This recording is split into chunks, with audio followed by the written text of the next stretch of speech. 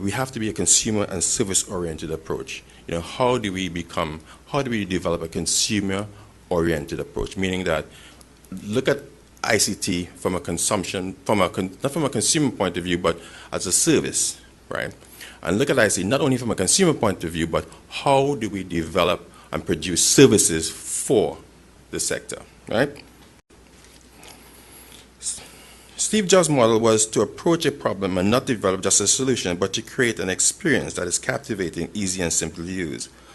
How we utilize the infrastructure to create national prosperity, and where the use of technology is simplify a solution to provide a consumer with the best and simplest solution.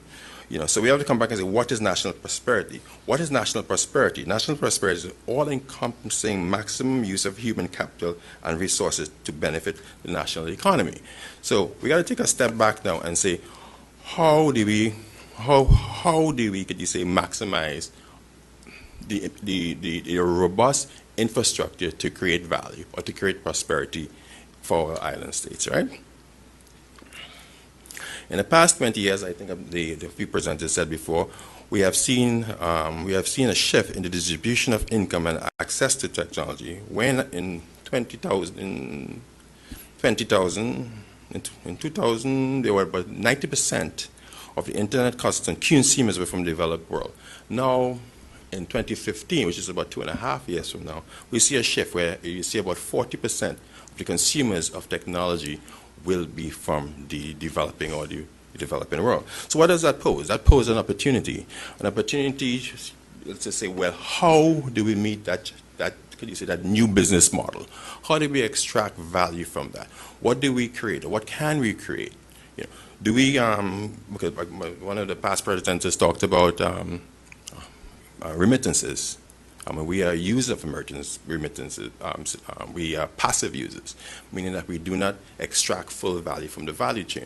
How do we go about doing that? How do we, could you say, motivate our population, motivate our citizenry to extract value from the entire value chain?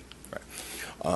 So much so in the developing world, we look at a system like, say, Travelocity. Travelocity is a system that markets hotels. I think someone told me they were in Trinidad last week. You look at systems that market hotel reservation, airline leisure internationally. This is part of our business in this region. How do we now, we use Travelocity, we use Priceline.com to book hotels.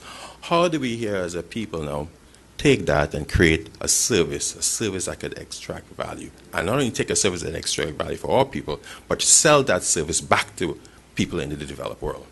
And that's how we create prosperity. That's how we could you say, develop wealth and could you say, participate fully along the value chain.